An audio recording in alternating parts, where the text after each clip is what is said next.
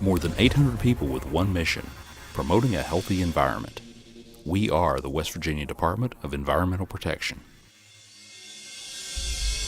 2 West Virginia elementary schools and 1 school district have joined a select group recently honored by the U.S. Department of Education as Green Ribbon Schools.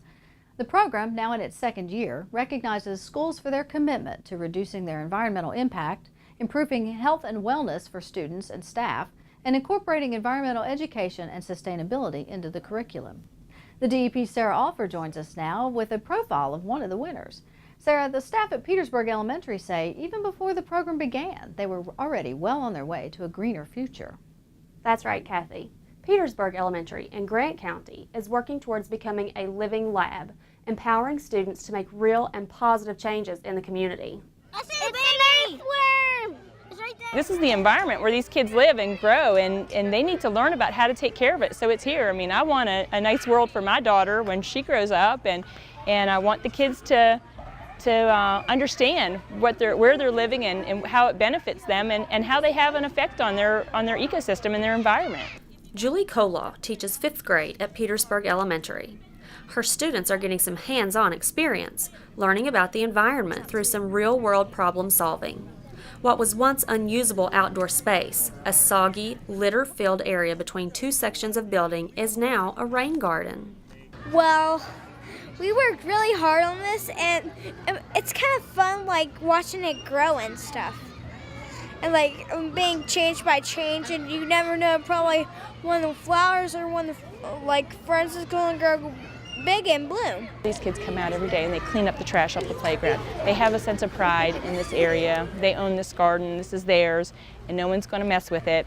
And I think the same's true for, these other grade levels that are doing things out here. They have this sense of ownership and pride in their school that should be here all along, but it's not something you can really teach. It's something they have to grow it themselves. Loretta Rosa's 1st graders helped plant 12 new trees around the school. It helps our earth, and it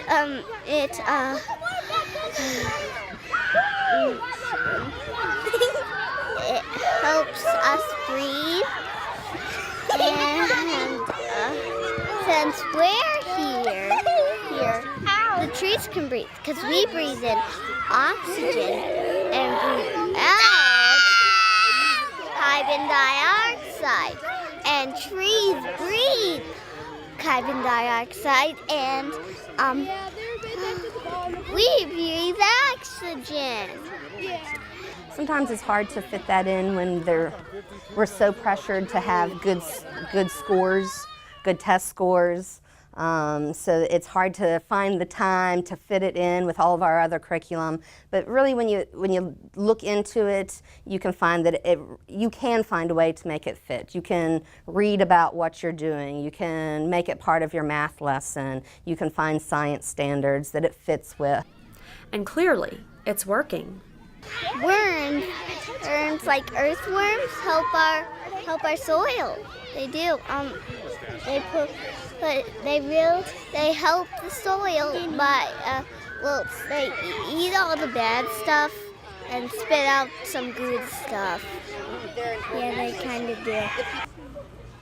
It's hard to motivate the kids sometimes when it's just from the book, but when you have a real problem to solve, then the kids say, wow, we can do something about this. And then they understand that they can be a part of the solution.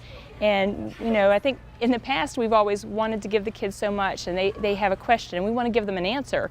And I think it's better for them to find out the answers on their own, doing something like this. And it's helped these students look to the future. Mrs. Kolaw said once we're in our senior year, we have an elderberry bush. She's going to let her 5th grade class make us elderberry jam for our breakfast. It's been a great experience for me, and it's been amazing. I love it. Kathy, Petersburg is one of just 40 elementary schools selected for the Green Ribbon Awards this year. In Charleston, I'm Sarah Alford for Environment Matters. Pretty impressive company. Thanks, Sarah. In addition to the rain garden and the tree planting, students at Petersburg also have active composting and cardboard recycling programs.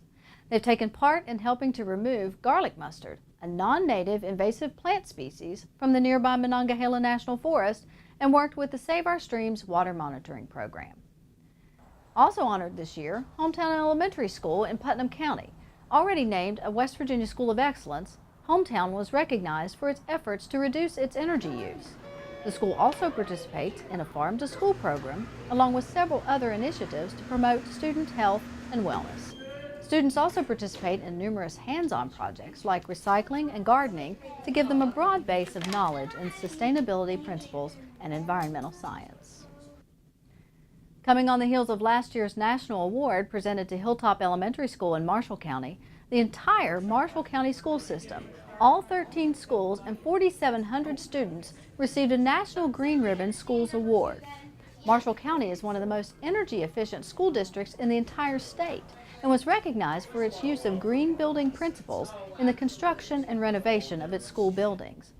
Marshall County is home to the state's first LEED-certified school building, and the district's entire school bus fleet runs on biofuel.